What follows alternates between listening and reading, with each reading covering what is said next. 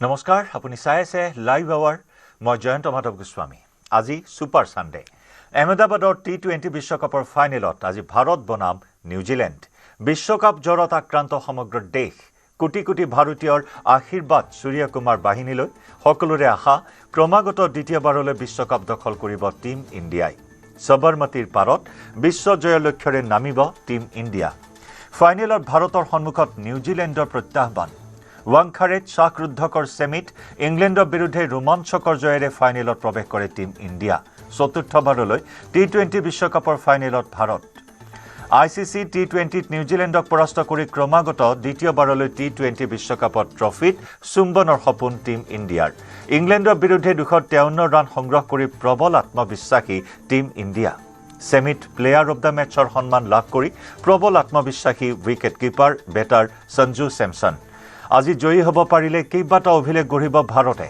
আজি পৰ্যন্ত আয়োজক দেশে জয়ী হোৱা নাই টি20 বিশ্বকাপত ভাৰত জয়ী হ'লে হেয়া হ'ব ইতিহাস কোনো দলে ক্ৰমাগতভাৱে দুবাৰ জয়ী হোৱা নাই টি20 বিশ্বকাপ আজি ভাৰতৰ জয় হ'লে একেলগে দুবাৰ বিশ্বকাপৰ ট্ৰফি আঁজুৰি ইতিহাসত নাম খোদিত কৰিব ভাৰতে পঞ্চদশবাৰৰ বাবে আইসিসি টুৰ্ণামেণ্টৰ ফাইনেলত ভাৰত 2026 টি20 বিশ্বকাপৰ ফাইনেল ভাৰতৰ আইসিসি টুৰ্ণামেণ্টৰ পঞ্চদশ সংখ্যক ফাইনেল চতুৰ্থবাৰলৈ টি20 বিশ্বকাপৰ ফাইনেলত ভাৰতৰ এই পৰ্যন্ত মুঠ 7টা আইসিসি ট্ৰফি লাভ 1983 চনত আৰম্ভ হৈছিল ভাৰতৰ আইসিসি টুৰ্ণামেণ্টৰ খিতাপ জয়ৰ জয়যাত্ৰা কপিল দেৱৰ নেতৃত্বত ভাৰতে প্ৰথমবাৰ জয় কৰিছিল এদিনীয়া বিশ্বকাপ দীৰ্ঘ বিৰতিৰ অন্তত 2000 চনত চেম্পিয়ন্স ট্ৰফিৰ ফাইনেল খেলিছিল ভাৰতে ফাইনেলত নিউজিলেণ্ডৰ হাতত পৰাস্ত হৈছিল টিম ইণ্ডিয়া 2002 চনত চেম্পিয়ন্স ট্ৰফিত ভাৰত শ্ৰীলংকা যুটীয়াভাৱে বিজয়ী হৈছিল 2003 চনত এদিনীয়া বিশ্বকাপৰ ফাইনেল খেলিছিল ভাৰতে 2003ৰ এদিনীয়া বিশ্বকাপৰ ফাইনেলত অষ্ট্ৰেলিয়াৰ হাতত পৰাস্ত হৈছিল ভাৰত 2007 চনত প্ৰথমবাৰৰ বাবে বিশ্বকাপ টি20ৰ চেম্পিয়ন হৈছিল ভাৰত 2011 চনত ধোনীৰ নেতৃত্বত দ্বিতীয়বাৰৰ বাবে এদিনীয়া বিশ্বকাপ জয় কৰে ভাৰতে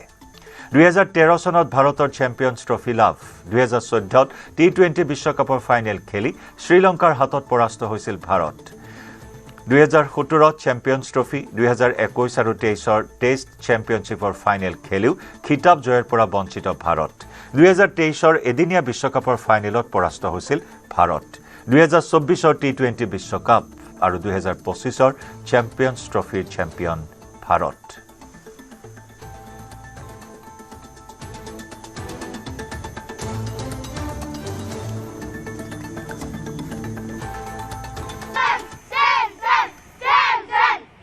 সমগ্ৰ ভাৰতত আজি ক্ৰিকেট বিশ্বকাপৰ জ্বৰ আহমেদাবাদত টি20 বিশ্বকাপৰ ফাইনেলত ভাৰত বনাম নিউজিলেণ্ড হিষ্ট্ৰী ৰিপিট কৰিবলৈ সাজু সূৰ্যকুমাৰ বাহিনী আৰু অসমত গুৱাহাটীত এই মুহূৰ্তত ক্ৰিকেট উন্মাদনা ক্ৰিকেট জ্বৰ এয়া গুৱাহাটীত আমি দেখুৱাইছো সঞ্জু চেমছন চিঞৰিছে এয়া কণ ক্ৰিকেট প্ৰেমীয়ে এয়া সঞ্জু চেমছনৰ চিঞৰ শুনিবলৈ পোৱা গৈছে জসপ্ৰীত বুমৰাহৰ চিঞৰ শুনিবলৈ পোৱা গৈছে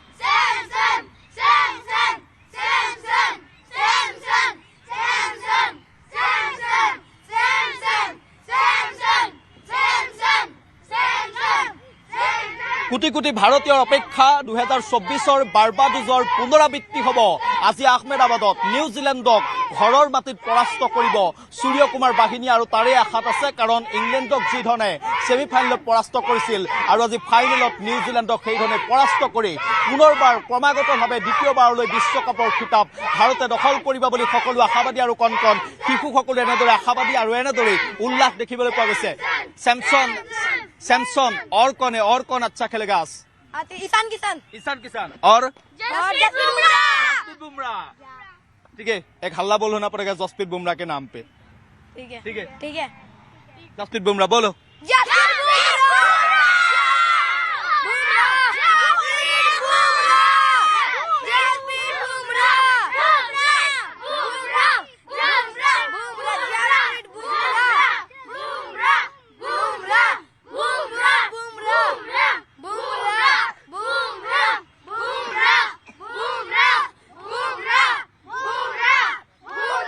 इंडिया ट्रॉफी उठाएगा क्या नहीं उठाएगा कितना टारगेट होगा इंडिया फर्स्ट बैट करेगा तो कितना टारगेट होगा? 250 आप 250 300 होगा 277 कितना 288 कौन मारेगा 288? अभिषेक शर्मा अभिषेक शर्मा का दिन अच्छा नहीं चला है। चलेगा आज चलेगा। आज तो चलेगा ही हार्दिक पांड्या हार्दिक पांड्या हार्दिक पांड्या और संजू सैमसन शिवम दुबे न्यूजीलैंड कितना रन करेगा? न्यूजीलैंड 180 सब लोग खेल देखेगा ना आज? एक्साइटमेंट कैसा है ये बोलिए। बहुत बढ़िया আৰু এইসকল কণ কণ শিশুৱে গুৱাহাটীৰ মাছখোৱাত তেওঁলোকে পুৱাৰ ভাগত ক্ৰিকেটৰ অনুশীলনত ব্যস্ত হৈ আছে আৰু তাৰ মাজত তেওঁলোকৰ মনত এটাই কথা যে আজি ক্ৰিকেট বিশ্বকাপৰ উন্মাদনা কোটি কোটি ভাৰতীয় বয়োজ্যেষ্ঠৰ পৰা কণ কণ শিশুলৈকে প্ৰতিগৰাকী ক্ৰিকেট প্ৰেমী আজি এই উন্মাদনাৰ মাজত এই ক্ৰিকেট জ্বৰত আক্ৰান্ত হৈছে কাৰণ 2024ত ৰোহিত শৰ্মাৰ নেতৃত্বত বিশ্বকাপ আমাৰ দেশলৈ আহিছিল টি20 বিশ্বকাপ আৰু ক্ৰমাগতভাৱে 2026ত আজিৰ দিনটোতো একেই বিশ্বকাপ আমাৰ দেশতেই থাকিব বুলি সকলোৱে আশা কৰিছে।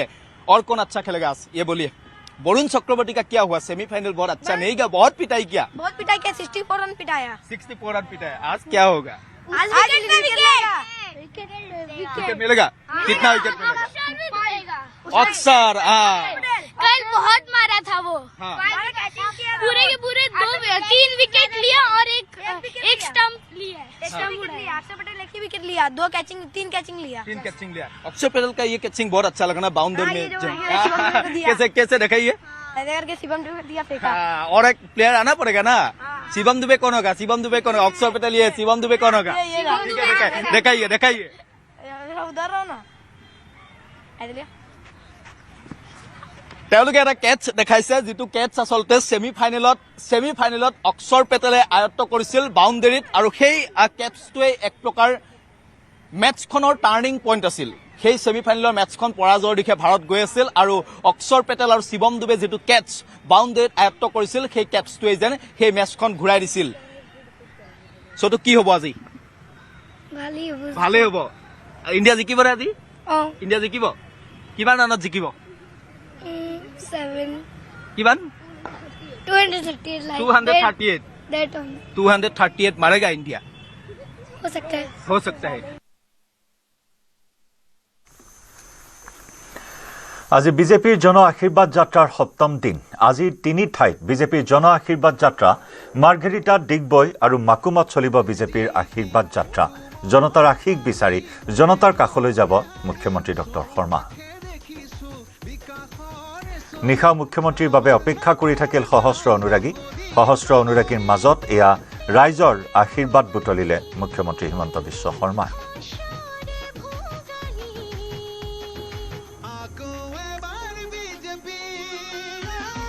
ইফালে হাতীৰ পিঠিত উঠি মামাৰ কাষলৈ আহিল কণমানি ভাগিন।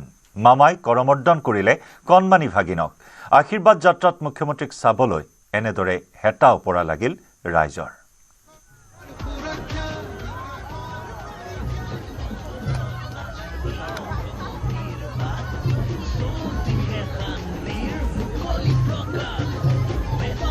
মামাক কাষৰ পৰা চাবলৈ আহিল ভিন্নজন। আহিল এগৰাকী বিশেষভাৱে সক্ষম অনুৰাগীও আহিল মামাক এবাৰ চাবলৈ। অনুৰাগীগৰাকীক গামোচা পিন্ধালে মুখ্যমন্ত্ৰীয়ে। গোলাঘাটৰ জন আশীৰ্বাদ যাত্ৰাত দেখিবলৈ পোৱা হ'ল এই দৃশ্য।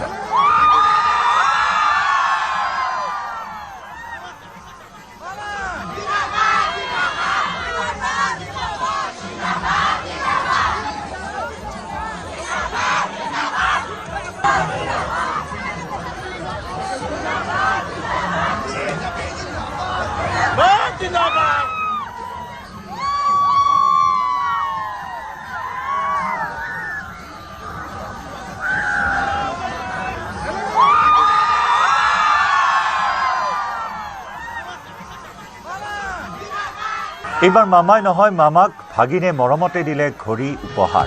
জন আশীৰ্বাদ যাত্ৰাত মুখ্যমন্ত্ৰীক দিয়া ঘড়ী মুখ্যমন্ত্ৰীয়ে পিন্ধাই দিলে দেউতাজনকে। এজন ছাত্ৰই মুখ্যমন্ত্ৰীক দিবলৈ আনিছিল ঘড়ীটো।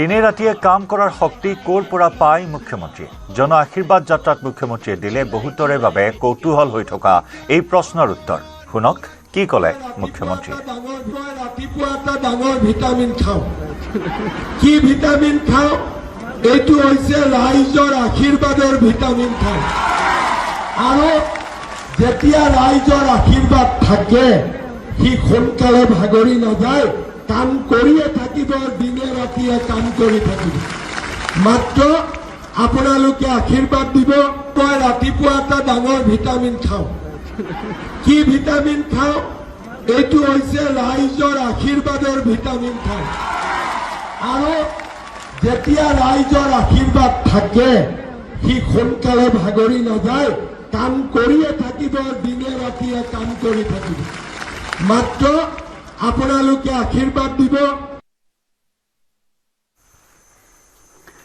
বন্ধ কৰি দিয়া হৈছে গড়চুক দ্বীপৰ বিল সংযোগী পথত থকা দলং মাত্ৰাধিক বাহন চলাচলৰ বাবে বিধ্বস্ত হৈ পৰিছে সম্পূৰ্ণৰূপে দলংখন প্ৰকাণ্ড গাঁতৰ বাবে ব্যাহত হৈছে যাতায়াত ব্যৱস্থা মেৰামতিৰ বাবে লোক নিৰ্মাণ বিভাগে শনিবাৰে বন্ধ কৰি দিয়ে দলংখন এমাহৰ ভিতৰত সম্পূৰ্ণ কৰা হ'ব দলংখনৰ নিৰ্মাণ কাৰ্য ৰাইজৰ মাজত কিছু প্ৰতিক্ৰিয়াৰ সৃষ্টি হৈছে 5 বছৰ হৈছে দলংখনৰ নিৰ্মাণ কাৰ্যৰ আৰু এই 5 বছৰৰ পিছতে দলংখনত বিসংগতিয়ে দেখা দিছে যাৰ বাবে যাতায়াত বন্ধ কৰি দিবলগীয়া পৰিস্থিতিৰ সৃষ্টি হৈছে দলংখন তললৈ বহি যোৱাৰ কথাও উল্লেখ কৰিছে স্থানীয় লোকে আৰু যাৰ বাবে এক উচিত তদন্তৰো দাবী উত্থাপন কৰিছে স্থানীয় ৰাইজে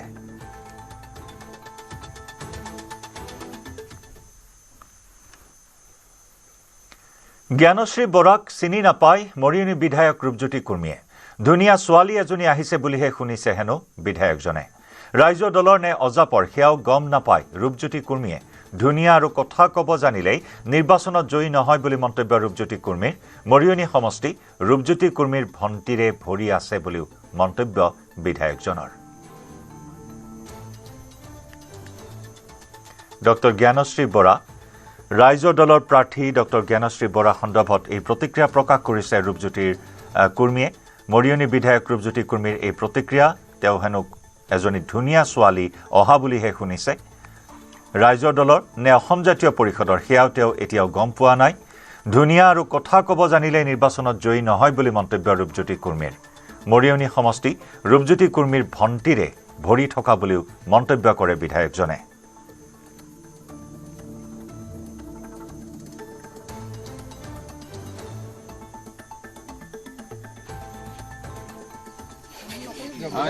কোনোবাই দেখিবলৈ ধুনীয়া হ'ল বুলি কোন ৰাজনৈতিক দলৰ পৰা কোনোবা আহিছে বুলি শুনিছোঁ ৰাইজৰ দল নে জাতীয় পৰিষদ সেইটো মই নাজানো কোৱাহে শুনিছোঁ মই মোবাইল টিভি চোৱা ইমান সময়ো নাই এনেকৈ আহিছে আৰু কিবা প্ৰচাৰ চলাইছে বুলি শুনিছোঁ এতিয়া মানুহে লোকেল চালানীৰ কথা কৈছে যে ফোন কৰিলে কাক পাম কামক মাতিলে কোনে সহায় কৰিব আমাক মোক আকৌ চবেই ধনু বুলিও জানে বহুত মানুহে ৰূপজ্যোতি কুৰ্মী বুলিও নাজানে মৰিয়নী সমষ্টিত ধনু বুলি মই পৰিচিত হয় মৰিয়নী সমষ্টিত তে এই ইয়াত মই মোৰ মা দিনৰ পৰা আজি 35 বছৰে মানে 90 চনৰ পৰা কিমান মানুহৰ বিয়া কিমান মানুহৰ হয়তো হস্পিটেলৰ পৰা মানে মৃতদেহ আনিবলৈ মৃত্যুৰ পিছত চাগে সহায় কৰিছোঁ মোৰ মামা পেহী বাইদেউ নবৌৱে ভৰি আছে মৰিয়নী সমষ্টিত তেখেতসকলে মাক 3 বাৰ জিকালে আৰু তেখেতসকলে মোক 5 বাৰ জিকালে আৰু তেখেতসকলে মোক 6 নম্বৰ বাৰো জিকাব সেইকাৰণে ইয়াত বেলেগ ইয়াত আহি পেলাই একো লাভো নাই ইফালে শিৱসাগৰ বিজেপিত বিদ্ৰোহ অগপক শিৱসাগৰ সমষ্টি এৰি দিব বুলি চৰ্চা চলাৰ পিছতেই প্ৰতিবাদত নামিছে বিজেপি কৰ্মী বিজেপিৰ জিলা কাৰ্যালয় ঘেৰাও কৰি বিক্ষোভ দলীয় কৰ্মীৰ অগপ নেতা Pradip Hazarika go back slogan BJP কৰ্মীৰ শিৱসাগৰ সমষ্টিৰ বিজেপিৰ প্ৰাৰ্থিত্ব প্ৰত্যাশীক টিকট প্ৰদানৰ দাবীৰে জিলা সভাপতিলৈ স্মাৰক পত্ৰ প্ৰেৰণ বিজেপি কাৰ্যকৰ্তাৰ প্ৰয়োজনত 20,000 বিজেপি কৰ্মীয়ে ধৰ্মঘট কৰাৰ লগতে দিছপুৰ গমনৰো হুংকাৰ প্ৰদান কৰি ৰাজপথত সাব্যস্ত কৰে প্ৰতিবাদ কোনো কাৰণতেই শিৱসাগৰ অগপক এৰি দিয়া নহ'ব এই হুংকাৰ বিজেপি কাৰ্যকৰ্তাৰ বিজেপি কৰ্মীৰ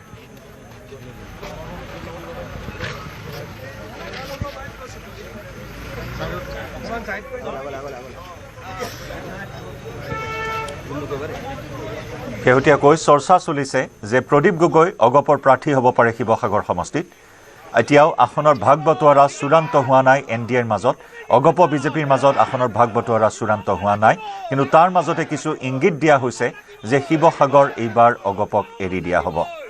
ইতিমধ্যে মুখ্যমন্ত্ৰীয়ে প্ৰতিক্ৰিয়া প্ৰকাশ কৰি কৈছিল যে শিৱসাগৰ সমষ্টিটো এক জটিল সমষ্টি, শিৱসাগৰ আসনখন এক জটিল আসন, গতিকে তেনেস্থলত সিদ্ধান্ত হোৱা নাই কাক প্ৰাৰ্থিত্ব প্ৰদান কৰা হয়। কিন্তু শেহতীয়াকৈ প্ৰদীপ গগৈ বৰ্তমানৰ আমগুৰিৰ বিধায়ক, যি আমগুৰি সমষ্টি বৰ্তমান কৰ্তন কৰা হৈছে সমষ্টি পুনৰ নিৰ্ধাৰণৰ পিছত, সেই আমগুৰি সমষ্টিৰে বিধায়ক প্ৰদীপ হাজৰিকাক শিৱসাগৰ সমষ্টিৰ প্ৰাৰ্থিত্ব দিয়াৰ খবৰক লৈ এই মুহূৰ্তত আশ্বস্ত হ'ব পৰা নাই বিজেপিৰ কাৰ্যকৰ্তাসকল, আৰু যাক লৈ সাব্যস্ত কৰিছে প্ৰতিবাদ। শিৱসাগৰ সদৰ সমষ্টিটো অসম গণ পৰিষদ দলক দিয়াৰ এটা মানে চুক্তিবদ্ধ হৈছে বুলি ইতিমধ্যে আমি ফেচবুক মাধ্যমৰ যোগেদি সংবাদ মাধ্যমৰ যোগেদি গম পাইছোঁ। জিলা সভাপতি মহোদয়ক আমি এখন স্মাৰকপত্ৰ দিব প্ৰেৰণ কৰিবলৈ আহিছোঁ, যিহেতু ইতিমধ্যে অত্যন্ত বেয়া কথা মানে কি হ'ল, আমি ইমান দিন কষ্ট কৰি শিৱসাগৰ সাংগঠনিক ভেটি আজি আগুৱাই নিয়াৰ ক্ষেত্ৰত যথেষ্ট আমাৰ প্ৰত্যেকৰে কাৰ্যকৰ্তাসকলৰ এটা অৱদান আছে, যিকি নেকি আমি ইমানবোৰ কষ্ট কৰি যাতে আমাৰ পঞ্চায়তসমূহ যাতে আমি বিজেপিৰ দখললৈ আমি আনিব পাৰিলোঁ, তাৰ মাজতে যে ফটককৈ যে অসম গণ পৰিষদ দলক যে আমাৰ শিৱসাগৰ সমষ্টিটো যে অৰ্পণ কৰিব, এই কথাষাৰ আমি কোনো পধ্যে আমাৰ দলীয় কাৰ্যকৰ্তালৈ আমি মানি ল'ব পৰা নাই। AIDFত যোগদান আলী আকবৰ মিয়াৰ। পশ্চিম বিলাচীপাৰাৰ দুবাৰৰ বিধায়ক আলী আকবৰ, বীৰসিং জাৰুৱা সমষ্টিৰ পৰা AIDFৰ হৈ নিৰ্বাচনত অৱতীৰ্ণ হ'ব আলী আকবৰ। AIDFত যোগ দিয়েই কংগ্ৰেছ বিধায়কৰ বিৰুদ্ধে আনিলে অভিযোগ। ৱাজেদ আলী চৌধুৰীক চৰিত্ৰহীন বুলি অভিযোগ তুলিলে আলী আকবৰ মিয়াই। ৰকিবুল হুছেইনক লৈও মন্তব্য আলী আকবৰ মিয়াৰ। ৰকিবুল হুছেইনক সহায় কৰাটোক জীৱনৰ আটাইতকৈ ডাঙৰ ভুল আখ্যা মিয়াৰ।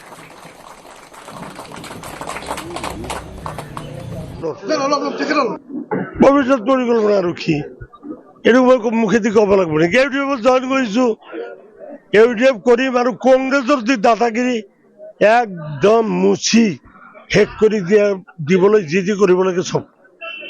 আপোনাৰ বিৰুদ্ধে কংগ্ৰেছত আপোনাৰ সমষ্টি এইটো হিচাপৰ বস্তু নহয়, এই নামটো ক'লেই মই লাজ পাওঁ। কথা হৈছে, মই ইতিমধ্যে সমষ্টিবাসী ৰাইজক আহ্বান জনাইছোঁ, চৰিত্ৰহীন মানুহক, স্কিমত টকা মাৰি খোৱা মানুহক, অংগনবাদী চাকৰি বিক্ৰী খোৱা মানুহক, ৰাস্তাত টকা মাৰি খোৱা মানুহক, এই শ্ৰেণীৰ মানুহক দয়া কৰি আপোনালোকে ভোট নিদিব। সেই শ্ৰেণীত যদি আলী আকবৰ পৰি যায়, আলী আকবৰ মিয়াক আপোনালোকে ভোট নিদিব। এই যে যিবিলাকে নাম কয়, মই নাম ধৰি এই মুহূৰ্তৰ কথা নকওঁ। মোৰ বিশ্বাস এইবাৰ জিন্দগী কি হৈছে, এইবাৰ চৰিত্ৰহীন মানুহ, মদাহী মানুহ, জুৱাৰু মানুহ, এই শ্ৰেণীৰ মানুহক বীৰসিং জাৰুৱা সমষ্টিত ৰাইজে এইবাৰ ভোট নিদিব। ৱাজেদ আলী চৌধুৰী চৰি দে নামটো মুখেদি আহি গ'ল, ক্ষমা খুজিছোঁ। তেওঁক মই ইছ্যু বুলি নধৰোঁ, কংগ্ৰেছক ইছ্যু বুলি ধৰিব লাগিব। কংগ্ৰেছৰ কিছু ভোট আছে, সেই মানুহজনৰ নামত 200 ভোট আছে বুলি মই নামানো। সদায় খোলা। আমাৰ দলৰ সুপ্ৰিম লিডাৰ মৌলানা বদৰুদ্দিন আজমল ডাঙৰীয়া ইতিমধ্যে কৈছে, কোনোবাই যদি আমাৰ দলত আহিব খোজে মষ্ট ৱেলকাম, আমি আদৰি ল'ম। আৰু এইটো অকল আমি নহয়, অসমৰ ভাৰতবৰ্ষৰ যিমান ৰাজনৈতিক দল আছে, বিজেপিৰ পৰা কংগ্ৰেছত যাই আছে, কংগ্ৰেছৰ পৰা AIDFত আহি আছে, AIDFৰ পৰা AJPত যাই আছে, AJPৰ পৰা আকৌ ৰাইজৰ দলত যাই আছে, ৰাইজৰ দলৰ মানুহ আকৌ পদত্যাগ কৰি আকৌ UDFত আহিব। এইটোতো এটা গতানুগতিক চিষ্টেম ৰাজনীতি। ইয়াত দলৰ ক্ষোভ থকাটো স্বাভাৱিক। বহুদিন ধৰি কিছুমানে হয়তো ভাবিছে আলী আকবৰ মিয়া ডাঙৰীয়া যদি আহে, তেখেতে এক্স MLA, তেখেত হয়তো টিকট পাব। এইটো দলে সিদ্ধান্ত ল'ব, এই সিদ্ধান্তটো এতিয়া হোৱা নাই। বহুদিন ধৰি পাৰ্টি কৰি আমাৰ পুৰণা দলৰ যিবিলাক কৰ্মী আছে, নেতা আছে, তেখেতসকলে টিকট বিচাৰি আছে। দলে সিদ্ধান্ত ল'ব। আমি কোৰ কমিটি বহিম, মৌলানা বদৰুদ্দিন আজমল ডাঙৰীয়াৰ সভাপতিত্বত এখন আমাৰ সভা হ'ব। এই সভাত আমি বিভিন্ন ছাইড চাই যিজন চান্স অফ ছাকচেছ থকা ব্যক্তি, আমি তাকে প্ৰাৰ্থিত্ব দিম, ইয়াত কোনো সন্দেহ নাই। দলৰ মাজত যিখিনি ক্ষোভ আছে, এই ক্ষোভখিনি আমি অনতিপলমে নিৰাময় কৰিম, ইয়াত কোনো এইটোতো সন্দেহ নাই। 2 নম্বৰ কথা, আলী আকবৰ মিয়া ডাঙৰীয়া এজন প্ৰাক্তন বিধায়ক।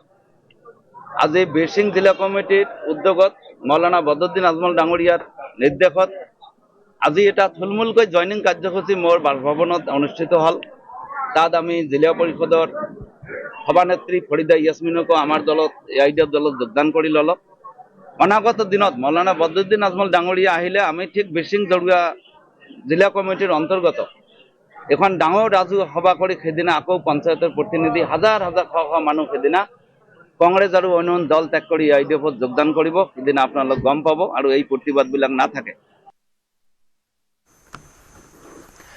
আজি ৰাইজৰ বাবে মুকলি হ'ব বহু প্ৰত্যাশিত গুৱাহাটী আৰু উত্তৰ গুৱাহাটী সংযোগী কুমাৰ ভাস্কৰ বৰ্মা সেতু।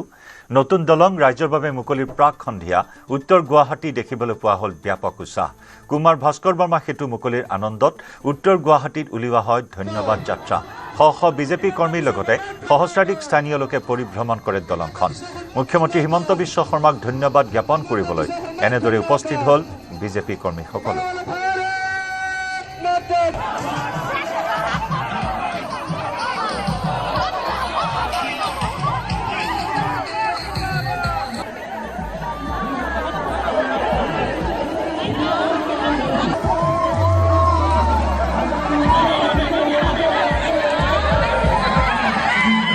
জনালো আমি ডক্টৰ হেমন্ত বিশ্ব শৰ্মাক ধন্যবাদ জনাইছো।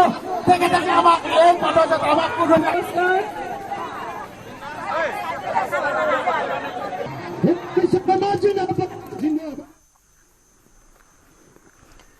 গুৱাহাটীত লোক জনশক্তি পাৰ্টি ৰামবিলাসৰ বৃহৎ যোগদান কাৰ্যসূচী মহানগৰী পাঞ্জাবাৰীস্থিত আইদেউ ছবিগৃহ প্ৰাংগণত শনিবাৰে অনুষ্ঠিত হয়। এই যোগদান কাৰ্যসূচীৰ ৰাজ্যৰ কেইবাখনো জিলাৰ ৩ শতাধিক লোকে সদস্য ভৰ্তি কৰে লোক জনশক্তি পাৰ্টিত। অনুষ্ঠানত মুখ্য অতিথি হিচাপে উপস্থিত থাকি সদস্যসকলক ভৰ্তি কৰে বিহাৰৰ সাংসদ ৰাজেশ বৰ্মা আৰু বিহাৰৰ লোক স্বাস্থ্য বিভাগৰ মন্ত্ৰী সঞ্জয় সিঙে।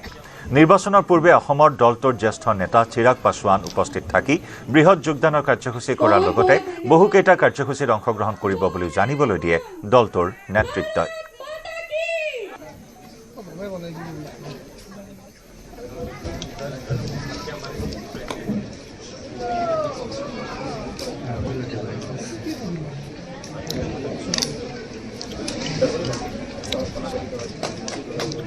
যিসকলৰ জাৰ্নি হৈ গৈছে তেওঁলোকে ফাৰ্ষ্ট ফ্ল'ৰত গৈ পেলাই দুপৰীয়া আহাৰ গ্ৰহণ কৰি যাবে। আমাৰ চিফ গেষ্ট সকলকে জুবিন হত্যা গোচৰত ন্যায়িক আয়োগত সাক্ষ্যদান গৰিমা গাৰ্গৰ প্ৰায় ৫ ঘণ্টা ধৰি সাক্ষ্য গ্ৰহণ কৰিলে গৰিমা গাৰ্গৰ লগতে জুবিনৰ ভগ্নী ডক্টৰ পামী বৰঠাকুৰেও। গৰিমা গাৰ্গৰ পৰা কেইবাখনো কিতাপ আৰু বেংক ষ্টেটমেণ্ট সংগ্ৰহ কৰিছে ন্যায়িক আয়োগে। 19 ছেপ্টেম্বৰৰ ঘটনা সন্দৰ্ভত ন্যায়িক আয়োগত সাক্ষ্য দান কৰে গৰিমা গাৰ্গৰ লগতে পামী বৰঠাকুৰে। ন্যায়িক আয়োগত সাক্ষ্য প্ৰদান কৰি ওলাই আহি পুনৰ ফাষ্ট ট্ৰেক আদালতৰ ব্যৱস্থা শীঘ্ৰেই কৰি জুবিনৰ ন্যায় প্ৰক্ৰিয়া ক্ষিপ্ৰতৰ কৰাৰ দাবী গৰিমাৰ। লগতে জুবিন গাৰ্গক লৈ ৰাজনীতি নকৰিবলৈ পুনৰ আহ্বান জনালে পত্নী গৰিমাই। ইপিনে সিদ্ধাৰ্থ আৰু শেখৰৰ সৈতে ভৱিষ্যতে কোনো সম্পৰ্ক ৰাখিব নোখোজো বুলি ক্ষোভ প্ৰকাশ কৰে গৰিমা গাৰ্গে। জুবিন গাৰ্গৰ পিতৃৰ স্বাস্থ্যৰ অৱনতি ঘটাৰ লগতে সংকটজনক অৱস্থাত চিকিৎসাধীন হৈ আছে গৰিমাৰ পিতৃও। ন্যায়িক আয়োগত সাক্ষ্য প্ৰদান কৰি পোনে পোনে হাস্পতাললৈ ৰাওনা হয় গৰিমা গাৰ্গ আৰু পামী বৰঠাকুৰ। পামীৰ ষ্টেটমেণ্ট লৈছে তেওঁলোকে আৰু মোৰ কিছুমান তেওঁলোকে কিতাপ আৰু বেংক ষ্টেটমেণ্ট ইত্যাদি বিচাৰিছিল, সেইখিনি মই ছাবমিট কৰিলোঁ আজি। আৰু বাকী তাইৰ পৰা কিছুমান ষ্টেটমেণ্ট লৈছে।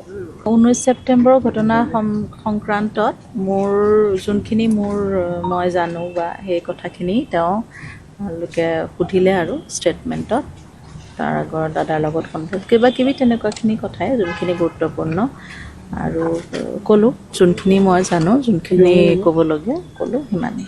ন্যায়টো এতিয়া সেই খৰতকীয়া হোৱাটো সকলোৱে বিচাৰি আছোঁ আমি। এতিয়া সেইমতে এতিয়া ফাষ্ট ট্ৰেক কৰি দিম বুলি স্পেচিয়েল কোৰ্টৰ কথা কৈছেও। এতিয়া কেতিয়া সেইখিনি কেবিনেটত ঘোষণা হৈছে, কিন্তু এতিয়া কেতিয়া সেইখিনি কাৰ্যকৰী কৰে সেইটোলৈ ৰৈ আছোঁ আৰু। যদিও তেওঁলোকে জেলত আছে, তেওঁলোকৰ পৰিয়ালৰ কোনোবাই আপোনালোকক যোগাযোগ কৰিব এনেকুৱা চেষ্টা কৰিছেনে এতিয়ালৈ? আমাক কোনেও কৰাও নাই, আমিও চেষ্টা কৰা নাই কেতিয়াও।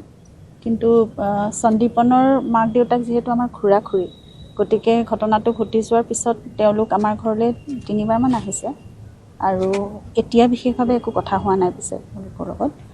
আৰু বাকীখিনিৰ লগততো আমাৰ সিদ্ধাৰ্থহঁতৰ লগত শেখৰহঁতৰ লগত আমাৰ কোনো ধৰণৰ কানেকশ্যন নাইও, ৰাখিব বিচৰা নাই আৰু কেতিয়াও কোনো দিনলৈ আমি ৰাখিবও বিচৰা নাই। কাৰণত 21 তাৰিখে যেতিয়া জুবিনক অনা হৈছে, সেই দিনটো ধৰি আমি পাপু বুলি যিহেতু মাতো, দেউতাৰ অৱস্থাটো ভাবিব নোৱাৰা অৱস্থা। তেখেত এনেই অসুস্থ হৈয়ে আছিল আগৰ পৰা, এতিয়াও বহুত কনফিউজন হয়, বহুত হতাশ হয় আৰু দিনে দিনে সেই স্বাস্থ্যৰ অৱনতি ঘটিছে। মোৰ দেউতা হস্পিটেলাইজড, ICUত আছে। মই তাৰ পৰা আহিছোঁ ইয়ালৈ, এতিয়া আকৌ মই হস্পিটেললৈ যাম। গতিকে মোৰ মাৰ অৱস্থা, এই বয়সীয়া লোকসকলৰ কথা অন্তত চৰকাৰখনে সকলোৱে ভাবক, সংশ্লিষ্ট মহলে। আমি সহ্য কৰিব পৰা নাই নহয়। নিজৰ একেবাৰে ডেকা এজন নিজৰ পুত্ৰক হেৰুৱাইছে, তাৰপিছত আমিবোৰে কেনেকৈ আছোঁ সকলোৱে দেখিছে, কিন্তু সেই মানুহকেইজনে মুখেৰেও মাতিব পৰা নাই বা বাহিৰলৈ ওলাই গৈ কিবা এষাৰ কথা পাতিব পৰা নাই, একো এষাৰ নিজৰ পৰা ক'ব পৰা নাই। সেই মানুহকেইজনে কিমান অন্তৰত আঘাত পায়, কিমান কেনেকৈ সহ্য কৰি আছে সেই কথাটো ভাবিব নোৱাৰি। আৰু দিনে দিনে তেওঁলোকে স্বাস্থ্যৰ অৱনতি ঘটিছে। আমাৰ সেইটো এটা ডাঙৰ ভয়। বাংলাদেশত পুনৰ আক্ৰমণৰ বলি হ'ল হিন্দু লোক। এইবাৰ হিন্দু লোকক লক্ষ্য কৰি সংঘটিত হৈছে বোমা বিস্ফোৰণ। ঠাকুৰপাৰাৰ কালিগাছাতলা মন্দিৰত সংঘটিত হয় এই বোমা বিস্ফোৰণৰ ঘটনা। সন্ধিয়াৰ প্ৰাৰ্থনাৰ সময়ত মন্দিৰত বোমা বিস্ফোৰণ। বোমা বিস্ফোৰণত গুৰুতৰভাৱে আঘাতপ্ৰাপ্ত হয় 4গৰাকী ভক্ত। সন্ধিয়া প্ৰাৰ্থনাৰ বাবে কুমিলাৰ এই মন্দিৰটোত সমবেত হৈছিল একাংশ ভক্ত। চলি আছিল পূজা অৰ্চনা আৰু তেনে সময়তে চাওক কেনেদৰে হস্তনিৰ্মিত বোমাৰে আক্ৰমণ চলিল মন্দিৰটোত। ভয়ংকৰ বিস্ফোৰণৰ পাছতে সৰ্বত্ৰ সৃষ্টি হৈছে প্ৰতিক্ৰিয়াৰ। প্ৰধানমন্ত্ৰী হিচাপে তাৰিক ৰহমানে দায়িত্ব লোৱাৰ পাছতেই অংগীকাৰ লৈছিল সংখ্যালঘুক সুৰক্ষা প্ৰদানৰ। প্ৰতিশ্ৰুতি দিছিল সংখ্যালঘুৰ ওপৰত ধাৰাবাহিকভাৱে চলা অত্যাচাৰ বন্ধ কৰাৰ। কিন্তু শনিবাৰে বাংলাদেশৰ কুমিলাত দেখিবলৈ পোৱা হ'ল সেই প্ৰতিশ্ৰুতিৰ বিপৰীত দৃশ্য। এই ঘটনাই পুনৰবাৰ উদঙাই দিলে যে বাংলাদেশত এতিয়াও সুৰক্ষিত নহয় সংখ্যালঘু হিন্দু লোক।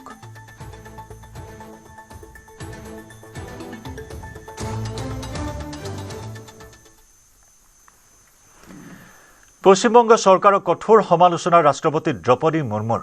দাৰ্জিলিঙত এক অনুষ্ঠানলৈ গৈছিল ৰাষ্ট্ৰপতি দ্ৰৌপদী মুৰ্মু, কিন্তু পশ্চিমবংগ চৰকাৰে মানি নচলিলে কোনো প্ৰটকল, যাৰ বাবে মমতা বেনাৰ্জীক লৈ হতাশা প্ৰকাশ কৰে ৰাষ্ট্ৰপতি দ্ৰৌপদী মুৰ্মুৱে।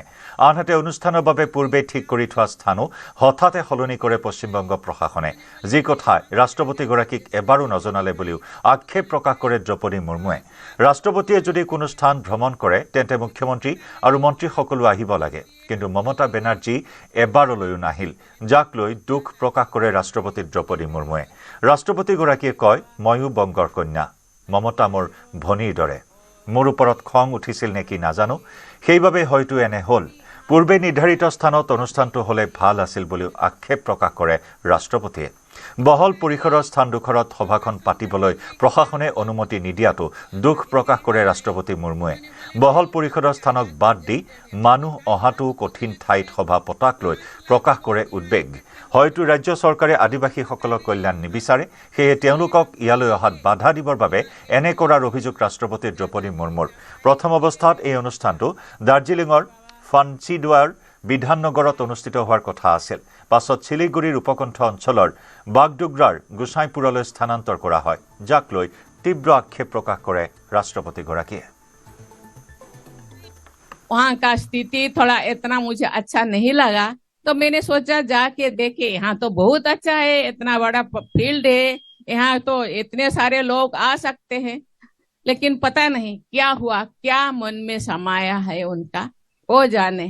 लेकिन मैं बहुत दुखी हूँ, लेकिन यहाँ आके बहुत खुश लगा कि वहाँ के लोग, वहाँ भी लोग क्योंकि बहुत दूर है वहाँ नहीं पहुँच पा रहे हैं। जनरली देखा जाए तो प्रेसिडेंट आते हैं तो चीफ मिनिस्टर भी आना चाहिए, मंत्री भी आना चाहिए, लेकिन चीफ मिनिस्टर मैडम भी आए नहीं, और गवर्नर का तो तबादला हो गया है तो वो नहीं आ पाए। लेकिन क्योंकि डेट पहले से फिक्स था इसीलिए मैं आ गई। ममता दीदी मेरे बहन भी है, छोटे बहन है, पता नहीं मुझे कोई गुस्सा किए होंगे इसीलिए वहां जाके प्रोग्राम करा। कोई बात नहीं, कोई गिला नहीं, कोई शिकवा नहीं, लेकिन वो भी आवाज रहे, आप लोग ठीक रहे। আনহাতে ৰাষ্ট্ৰপতিৰ মন্তব্যৰ প্ৰতিক্ৰিয়া মুখ্যমন্ত্ৰী মমতা বেনাৰ্জীৰ। পশ্চিমবংগক লৈ মন্তব্য কৰাৰ পূৰ্বে বিজেপি শাসিত ৰাজ্যসমূহক চাবলৈ আহ্বান জনায় ৰাষ্ট্ৰপতিগৰাকীক। এটা ৰাজনৈতিক দলৰ কথা শুনি ৰাষ্ট্ৰপতিগৰাকীয়ে মন্তব্য কৰাৰ অভিযোগ মমতা বেনাৰ্জীৰ। বিজেপিৰ পৰামৰ্শ মতে নিৰ্বাচনৰ সময়ত ৰাজনীতি কৰাৰ অভিযোগ তুলিলে মমতাই। आप वेस्ट बंगाल का बारे में टिप्पणी करने का पहले आपको खुद बीजेपी का स्टेट का क्या हालचाल है देखना चाहिए था। और बंगाल में हर यूनिवर्सिटी में ऑलची की लैंग्वेज पढ़ा जाता है।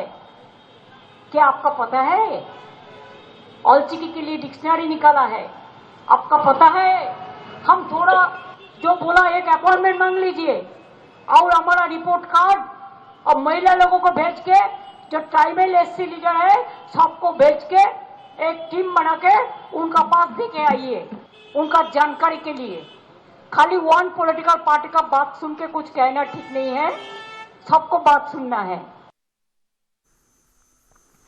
राষ্ট্রপতি দ্রৌপদী মুৰ্মুৰ সৈতে হোৱা ঘটনাক গৰিহণা সাংসদ ৰাজু বিষ্টাৰ।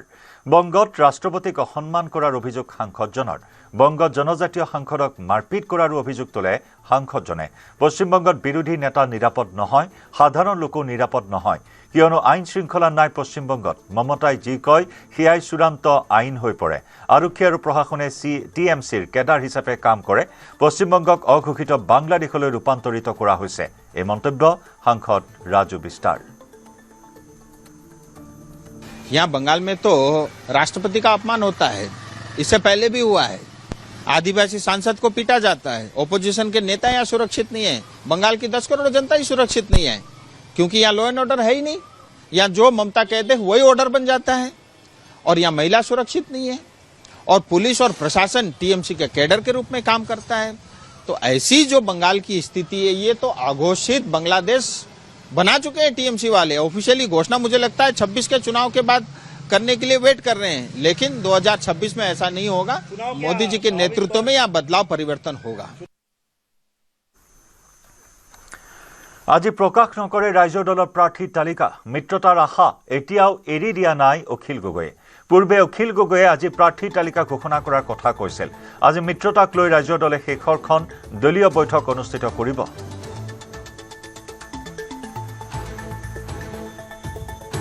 বিগ ব্ৰাদাৰ কংগ্ৰেছে ৰাম ঠগন দিয়াৰ পিছতো যেন শিক্ষা লোৱা নাই অখিল গগৈয়ে। এতিয়াও মিত্ৰতাৰ আশাত যেন বুন্দাপৰ দি আছে অখিল গগৈয়ে।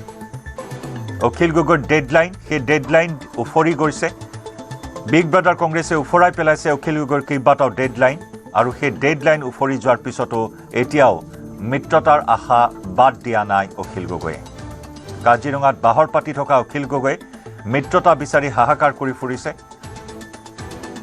আজি ৰাজ্য দলৰ প্ৰাৰ্থী তালিকা প্ৰকাশ কৰাৰ হুংকাৰ দিও পুনৰবাৰ থমকি ৰবলগীয়া হৈছে অখিল গগৈ। মিত্ৰতাৰ আশাত এতিয়াও বন্দী অখিল গগৈ। আজি মিত্ৰতা ভংগ কৰি নিজাববীয়াকৈ প্ৰাৰ্থী ঘোষণা কৰাৰ কথা আছিল অখিল গগৈৰ, কিন্তু ৰাজ্য দলে আজি শেষৰখন দলীয় বৈঠক অনুষ্ঠিত কৰিব, আৰু শেষৰখন দলীয় বৈঠকত কি সিদ্ধান্ত হয় সেয়া হ'ব লক্ষণীয়। কাৰণ অখিল গগৈয়ে বাৰম্বাৰ কৈ আহিছে যে অন্তিম মুহূৰ্তলৈকে হ'লেও মিত্ৰতাৰ বাবে বাট চাব, অপেক্ষা কৰিব অখিল গগৈয়ে। আমাৰ সতীৰ্থ সাংবাদিক বিক্ৰম বৰাৰ সৈতে সংযুক্ত হৈছোঁ। বিক্ৰম, অখিল গগৈয়ে পুনৰবাৰ আশাত বন্দী হৈ আছে যে গৌৰৱ গগৈয়ে সঁহাৰি জনাব, গ্ৰীণ ছিগনেল দিব মিত্ৰতাত। আজি শেষৰখন দলীয় বৈঠক অনুষ্ঠিত হ'ব, গতিকে কি হ'ব অখিল গগৈৰ সিদ্ধান্ত?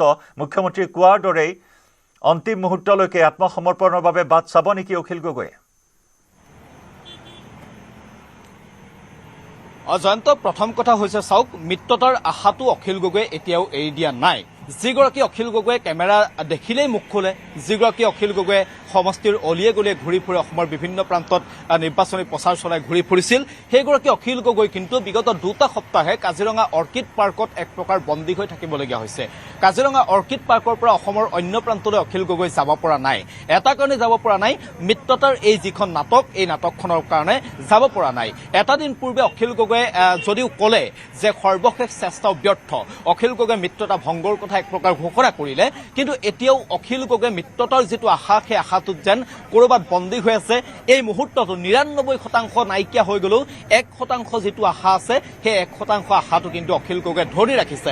আৰু ইয়াৰ অন্যতম কাৰণটো হৈছে শিৱসাগৰ সমষ্টি। শিৱসাগৰৰ পৰা অখিল গগৈয়ে আকৌ এবাৰ বিধায়ক হৈ অসম বিধানসভালৈ অহাটো বিচাৰে, আৰু শিৱসাগৰত যাতে কংগ্ৰেছে প্ৰাৰ্থী নিদিয়ে তাৰ বাবেই শিৱসাগৰৰ স্বাৰ্থতে অখিল গগৈয়ে মিত্ৰতা হোৱাটো বিচাৰিছে। সেই 1% আশাটো কিন্তু সজীৱ কৰি ৰাখিছে। আজিৰ দিনটোত ডাঙৰ কথাটো হৈছে যে আজিৰ দিনটোত অখিল গগৈয়ে ৰাইজৰ দলৰ নিজাববীয়া প্ৰাৰ্থী তালিকা ঘোষণা কৰাৰ কথা আছিল। অখিল গগৈ 2টা দিন পূৰ্বে সেয়া নিজেই ঘোষণা কৰিছিল। 2টা দিন পূৰ্বে অখিল গগৈ কৈছিল, বৃহস্পতিবাৰৰ দিনটোত অখিল গগৈ কৈছিল যে শনিবাৰলৈকে ডেডলাইন বান্ধি দিছোঁ কংগ্ৰেছক, শনিবাৰ ডেডলাইন হ'ব কংগ্ৰেছৰ বাবে, শনিবাৰৰ ভিতৰত যদিহে উত্তৰ কংগ্ৰেছে নিদিয়ে, মিত্ৰতা নিশ্চিত নকৰে, তেনেহ'লে দেওবাৰে ৰাইজৰ দলে আজিৰ দিনটোত প্ৰাৰ্থী তালিকা নিজাববীয়াকৈ ঘোষণা কৰাৰ কথা কৈছিল। কিন্তু কাৰ্যত সেয়া নহয়। আমাৰ হাতত এই মুহূৰ্তত যিমান দূৰ খবৰ আহিছে যে অখিল গগৈয়ে আজিৰ দিনটোত প্ৰাৰ্থী তালিকা ঘোষণা কৰিবলৈ সাজু নহয়। কালিৰ দিনটোত ৰাইজৰ দলৰ যিখন ভিডিঅ' কনফাৰেন্সৰ জৰিয়তে কোৰ কমিটিৰ বৈঠক হৈছিল, সেই বৈঠকতে সিদ্ধান্ত গ্ৰহণ কৰা হৈছে যে আজিৰ দিনটোত ৰাইজৰ দলে নিজাববীয়া প্ৰাৰ্থী তালিকা ঘোষণা নকৰে আৰু আজিৰ দিনটোতো কংগ্ৰেছৰ বাবে ৰাইজৰ দলে অপেক্ষা কৰিব। কেইটামান মুহূৰ্তৰ পাছত ৰাইজৰ দলৰ শেষৰখন বৈঠক, মিত্ৰতাক লৈ শেষৰখন বৈঠক ভিডিঅ' কনফাৰেন্স যোগে অনুষ্ঠিত হ'ব অখিল গগৈৰ নেতৃত্বত, আৰু এই বৈঠকতে সিদ্ধান্ত হ'ব যে তেওঁলোকে কি কৰিব। কাৰণ বিগত দুটা সপ্তাহে তেওঁ কিন্তু বিক্ৰম, অখিল গগৈয়ে যি আশাত বন্দী হৈ আছে, গৌৰৱ গগৈৰ বৰফ গলিব, কিন্তু গৌৰৱ গগৈ যে বৰফ নগলে সেই কথা কালিও ইংগিত পোৱা হৈছিল। কাজিৰঙাত যি সময়ত অখিল গগৈ বাহৰ পাতি আছিল, সেই সময়ছোৱাত গৌৰৱ গগৈ কাজিৰঙাত গৈছিল, কিন্তু অখিল গগৈক কোনো যোগাযোগে নকৰিলে।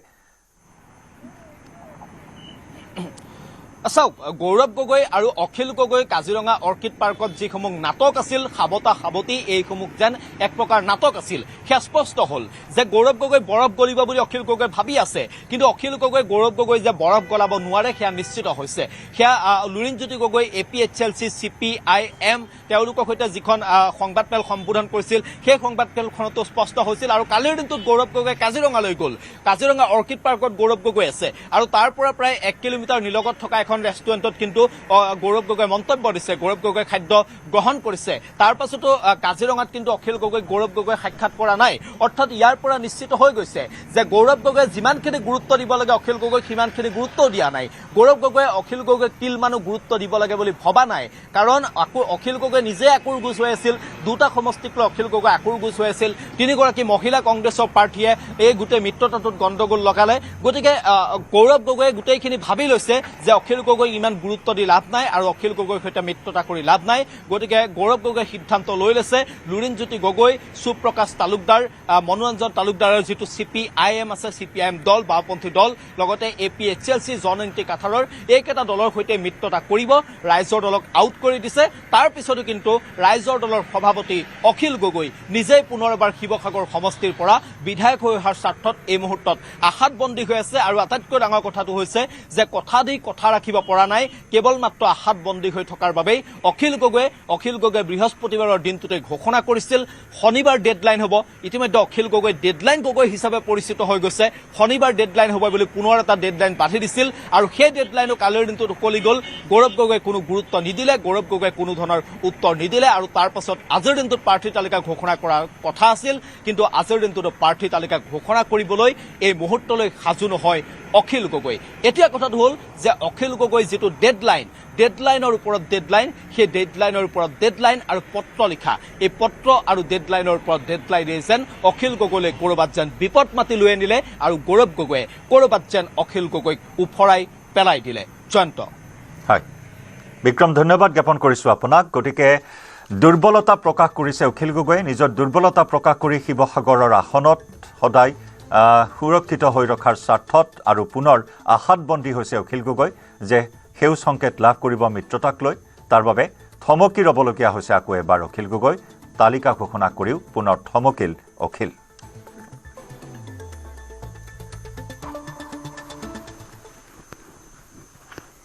ইফালে দেৰগাঁও সমষ্টিত বিজেপিৰ প্ৰাৰ্থীয়ে কৰিব প্ৰতিদ্বন্দ্বিতা। দেৰগাঁৱত এই মন্তব্য মুখ্যমন্ত্ৰী হিমন্ত বিশ্ব শৰ্মাৰ। সমষ্টিটোক লৈ অগপ বিজেপিৰ মাজত চলি আছে টনা আজৰা। বৰ্তমান অগপৰ দখলত আছে দেৰগাঁও সমষ্টি।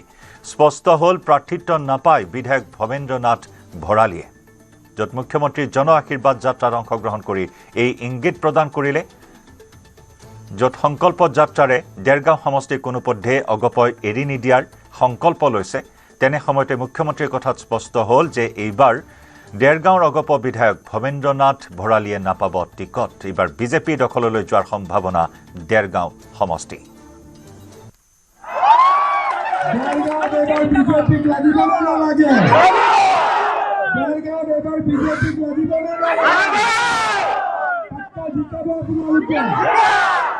মই যদি দেৰগাঁৱত আমি যদি দেৰগাঁৱত বিজেপিৰ প্ৰাৰ্থীটো আপোনালোকে জিকাব নে নিজিকাব 100% জিকাব 100% জিকাব পাক্কা কৈছেতো ঠিক আছে তেতিয়াহ'লে মই চেষ্টা কৰিম এইবাৰ যাতে দেৰগাঁৱত পদুম ফুল ফুলে পদুম ফুল লাগিব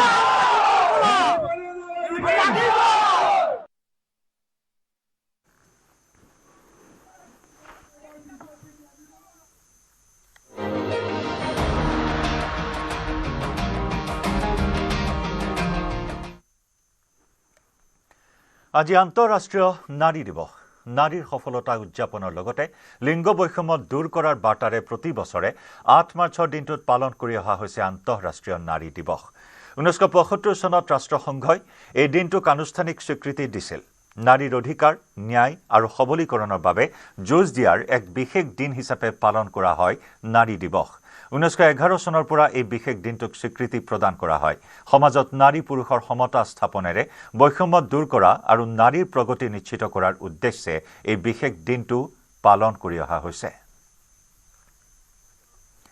নাৰী দিৱস উপলক্ষে মহানগৰীৰ প্ৰতীক্ষা ৰামধেনু শিশু চিকিৎসালয়ত বিশেষ অনুষ্ঠান অনুষ্ঠিত কৰা হয় মহিলাৰ স্বাস্থ্য সম্পৰ্কীয় আলোচনা চক্ৰ অনুষ্ঠানত উপস্থিত থাকে জিএমচিএইচৰ প্ৰসূতি বিভাগৰ অধ্যক্ষা অনুষ্ঠানত মুকলি কৰা হয় মেনোপজৰ এটা বিশেষ ইউনিট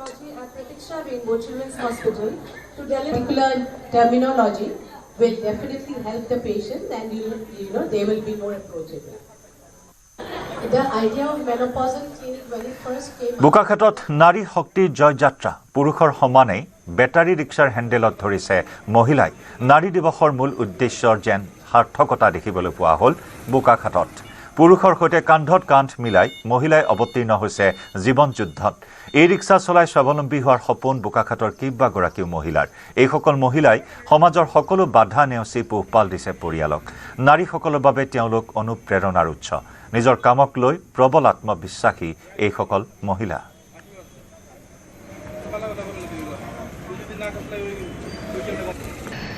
আজি নাৰী দিৱস সকলো নাৰীকে শুভেচ্ছা থাকিল তো আজি আমি এতিয়া চাবলৈ গ'লে অকল পুৰুষসকলে ঘৰ চলাব নোৱাৰে যিহেতু আমি সকলোৱে সমানে ওলাই আহিছোঁ কৰিম বুলি আমাৰ ঘৰখন চলাম বুলি আৰু সকলো নাৰীকে মই এয়াই ক'ব বিচাৰিছোঁ যে সকলোৱে যাতে কৰিব পৰা কামখিনি কৰি খাব লাগে চবে ওলাই আহিব লাগে আৰু আমি এতিয়া যি কাম কৰি আছোঁ সেইটোৰ কাৰণে আমাক বহুত মানুহে চিনিও পাইছে আমি গৌৰৱ অনুভৱ কৰোঁ নিজকে বহুতে আশীৰ্বাদো কৰে যে ভাল কাম কৰিছে বুলি আমাক বহুত ভাল লাগে জাগিৰোডৰ এগৰাকী 70 ঊৰ্ধৰ শিপিনী মনত অদম্য সাহস আৰু ব্যতিক্ৰমী চিন্তাধাৰাৰ বাবে পৰিচিত জাগিৰোডৰ দয়ঙিয়াল গাঁৱৰ তিলোত্তমা বৰুৱা 70ৰ দেওনা পাৰ কৰা তিলোত্তমা বৰুৱাই তাঁতশালত বৈ উলিয়ালে গীতা ভাগৱতৰ শ্লোক সম্বলিত প্ৰায় 60 ফুট দৈৰ্ঘ্যৰ বস্ত্ৰ 20 ফুট দৈৰ্ঘ্যৰ বৃন্দাবনী বস্ত্ৰ বৈ উলিয়াই মহিলাগৰাকীয়ে গীতা ভাগৱতৰ শ্লোক সম্বলিত বিশেষ বস্ত্ৰখন তিলোত্তমা বৰুৱাই উপহাৰ হিচাপে দিয়ে প্ৰাক্তন মুখ্যমন্ত্ৰী সৰ্বানন্দ সোণোৱালক আনহাতে বৃন্দাবনী বস্ত্ৰখন উপহাৰ হিচাপে প্ৰদান কৰে মুখ্যমন্ত্ৰী হিমন্ত বিশ্ব শৰ্মাক যি বস্ত্ৰ সম্প্ৰতি ৰখা হৈছে শ্ৰীমন্ত শংকৰদেৱ কলাক্ষেত্ৰত আনহাতে প্ৰধানমন্ত্ৰী মোদীক উপহাৰ দিবলৈ মহিলাগৰাকীয়ে বৈ উলিয়াইছে ভগৱান শ্ৰীকৃষ্ণৰ ছবি সম্বলিত 2 ফুট দৈৰ্ঘ্যৰ বস্ত্ৰ শ্ৰীমন্ত শংকৰদেৱ গুৰুজনাৰ লগতে বীৰ লাচিত বৰফুকন কনকলতা আৰু মহাত্মা গান্ধীৰ ছবিও তাঁতশালত বৈ উলিওৱাৰ পৰিকল্পনা কৰিছে এইগৰাকী সংস্কৃতিবান মহিলাই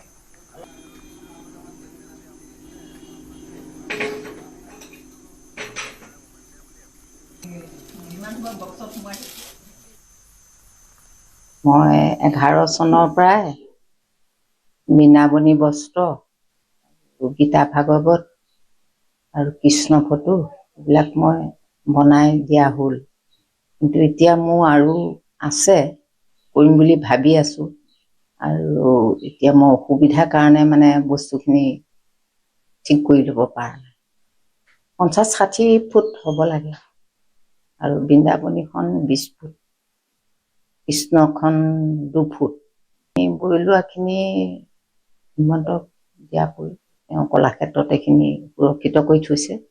নৰেন্দ্ৰ মোদীলৈ থৈছোঁ কৃষ্ণ ফটো এখন, কিন্তু সুবিধা পোৱা নাই। ভগৱানে যদি সুবিধাটো মিলায় মই ঠিক কৰি পেলাই তেওঁক দিম বুলি পেলাই নিজ হাতে এইটো কৰি আছোঁ। মোক ডিচিয়ে কৈছিল যে বন্ধাই পেলাই আপুনি আমাক দিয়ক, পোষ্টযোগে পঠিয়াওঁ, কিন্তু মোৰ বিশ্বাস নহয়। মই নিজ হাতে দিব পাব লাগিব, তেতিয়া মই শান্তি পাম।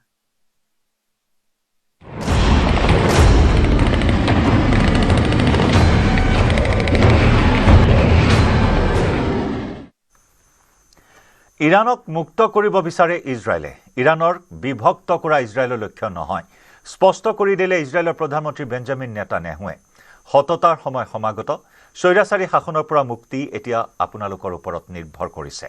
এনেদৰে ইৰাণৰ জনতাক স্বৈৰাচাৰী শাসনৰ পৰা মুক্ত হোৱাৰ আহ্বান নেতান্যাহুৰ। ইৰাণ ইজৰাইল আকৌ প্ৰকৃত বন্ধু হৈ পৰিব বুলি বিশ্বাসী নেতান্যাহু। ইৰাণ আক্ৰমণ কৰাৰ আঁৰৰ কথাও প্ৰকাশ কৰিলে ইজৰাইলৰ প্ৰধানমন্ত্ৰীগৰাকীয়ে। ইৰাণে আক্ৰমণ কৰাৰ আশংকাতে প্ৰতিৰোধী আক্ৰমণ কৰিছিল ইজৰাইলে। היא תביא גם להרחבה דרמטית של מעגל השלום סביבנו. היום כולם מבינים שמשטר האייתולות מסכן את העולם כולו. בימים האחרונים איראן תקפה 12 מדינות סביבה. אנו עומדים לצידן. כל המדינות הללו רואות את העוצמה האדירה של ישראל, את הנכונות שלנו להילחם ברודנים בטהרן, את גבורת הצבא וגבורת העם, ואת היכולות הצבאיות והטכנולוגיות הכבירות שלנו. ডুবাই সংযুক্ত আৰব আমিৰশ্বাহীৰ নাগৰিকলৈ ক্ষেপণাস্ত্ৰ আক্ৰমণৰ ভাবুকি, মোবাইল ফোনযোগে ভাবুকি আহিল দুই দেশৰ নাগৰিকলৈ। নৱম দিনত ভৰি দিলে মধ্যপ্ৰাচ্যৰ যুদ্ধই। ইৰাণ আৰু লেবানন ভিন্ন স্থানত ইজৰাইলৰ ক্ষেপণাস্ত্ৰ আক্ৰমণ অব্যাহত আছে। ইৰাণৰ সেনা ঘাটি লক্ষ্য কৰি ইজৰাইলৰ পুনৰ এলানি ক্ষেপণাস্ত্ৰ আক্ৰমণ। লেবাননৰ হিজবুল্লাৰ ঘাটিতো ইজৰাইলৰ আক্ৰমণ অব্যাহত। প্ৰত্যুত্তৰত উপসাগৰীয় দেশসমূহত ইৰাণে সংঘটিত কৰিছে ক্ষেপণাস্ত্ৰ ড্ৰোন আক্ৰমণ। ইৰাণত 2000ৰো অধিক লোক নিহত হোৱাৰ লগতে লেবাননত এই পৰ্যন্ত 70 জন লোকৰ মৃত্যু। ইজৰাইলত 20ৰো অধিক লোক নিহত হোৱাৰ লগতে নিহত হৈছে আমেৰিকাৰ 6 সেনা জোৱান।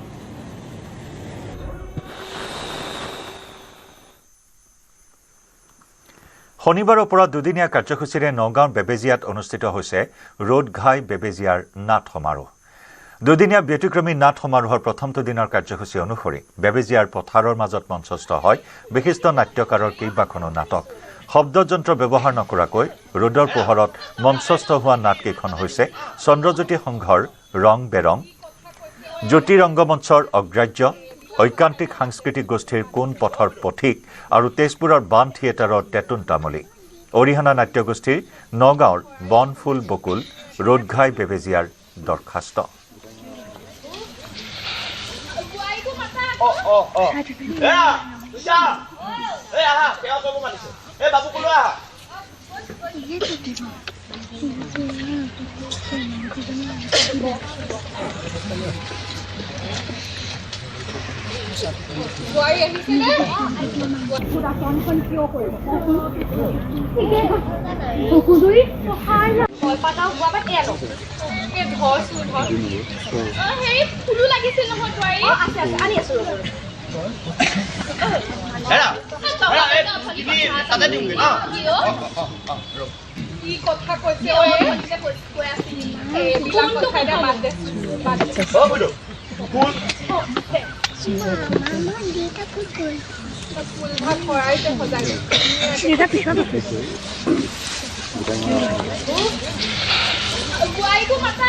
বৰ্তমান উপস্থিত আছো নগাঁও জিলাৰ বেবেজিয়াৰ ৰোডঘাই পথাৰত। আৰু এই ৰোডঘাই পথাৰত বিগত 7 বছৰ ধৰি যি ৰোডঘাই বেবেজিয়াৰ উদ্যোগত যি নাট সমাৰোহ অনুষ্ঠিত হৈ আহিছে, সেই নাট সমাৰোহ এইবাৰ 7ম বৰ্ষৰ প্ৰথমটো দিন হৈছে। এই নাট সমাৰোহ আজিৰ পৰা অনুষ্ঠিত হৈছে। কোনো ধৰণৰ শব্দযন্ত্ৰ ব্যৱহাৰ নকৰাকৈ প্ৰাকৃতিক পৰিৱেশৰ মাজত, প্ৰাকৃতিক পোহৰৰ মাজত এনেদৰে নাট মঞ্চস্থ কৰি আহিছে। আৰু মই দেখুৱাই গৈছোঁ ইয়াৰ সামগ্ৰিক পৰিৱেশ। নাট মহোৎসৱ 2026ৰ ৰোডঘাই বেবেজিয়া, সেই ৰোডঘাই বেবেজিয়া নাট মহোৎসৱ বৰ্তমান চলি আছে। আচলতে ক'ব লাগিব যে বেবেজিয়া আৰু নগাঁও জিলাৰ দল নাট্য যোদ্ধাৰ উদ্যোগত এই যি নাট সমাৰোহ অনুষ্ঠিত হৈ আহিছে। কি ক'ব? হয়, আমি এবাৰ 7ম বৰ্ষত ভৰি দিছোঁ আৰু ৰাইজৰ আশীৰ্বাদত আমাৰ অনুষ্ঠানভাগ সুন্দৰভাৱে চলি আছে। কাইলৈ দ্বিতীয় দিন, আজি 3খন হ'ব নগাঁৱৰ কাৰণে আপোনালোক আচলতে কোনে উৎসাহিত কৰি আহিছে? ইয়াৰ আমাৰ মূল হ'ল আমাৰ বাডুং দুপ্পা কলাকেন্দ্ৰৰ ধোতা শুক্ৰাচাৰ্য ৰাভাই আমাৰ এনেধৰণৰ নাটকৰ অসমত আৰম্ভ কৰিছিলে। তাৰ আগতেও আমাৰ আপোনালোকে জানে যে গুৰুজনাই আচলতে এনেধৰণৰ নাটক কৰিছিলে, আমাৰ গুৰুজনা শ্ৰীমন্ত শংকৰদেৱে। তাৰপিছত আমাৰ এনেধৰণৰ এটা প্লেটফৰ্ম লৈ পেলাই আমাৰ অসমত শুক্ৰাচাৰ্য ৰাভাই প্ৰথম আৰম্ভ কৰিছে। সেই আদৰ্শৰে অনুপ্ৰাণিত হৈ আমি এনেধৰণেই অনুষ্ঠান পৰিৱেশন কৰি আহিছোঁ। সময় হ'ল লাইভ আৱাৰৰ পৰা বিদায় লোৱাৰ। নমস্কাৰ।